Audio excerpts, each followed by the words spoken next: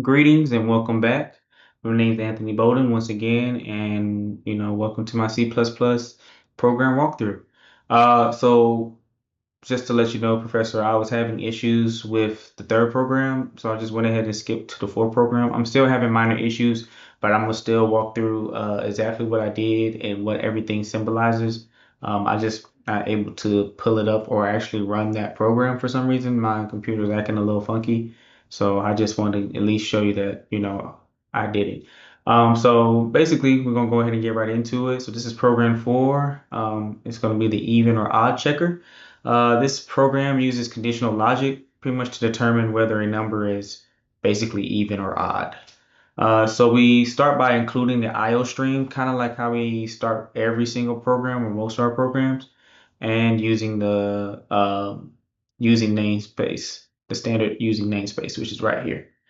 And then inside the main bracket function, which is right here, we'll declare an integer variable called number.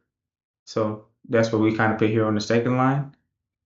Um, and then we prompt it with the control output. And then we are pretty much just enter our integer. And for this, I chose 50. And then we will use the control input, which is what CIN means, control input number. Uh, and that's going to read the input. So now we will go into the key part, which is the if statement. As you can see right here, it says if. We used if pretty much to check if the number is divisible by 2. So I just put, the 2 here to make sure it's dividing by 2. The percentage symbol is the modulo operator, which I had to research, but it gives us the remainder after the division.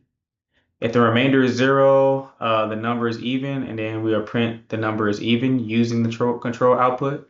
If the condition is false, then we'll use else right here. This is else to print the number is odd, which is what I have right under here. This is a classic example of using if-else statements to control program flow based on a condition.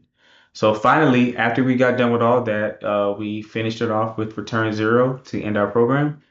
And then, when I would run this, it will correctly identify whether the number is even or odd based on the logic. Unfortunately, I'm having issues running that particular program right now.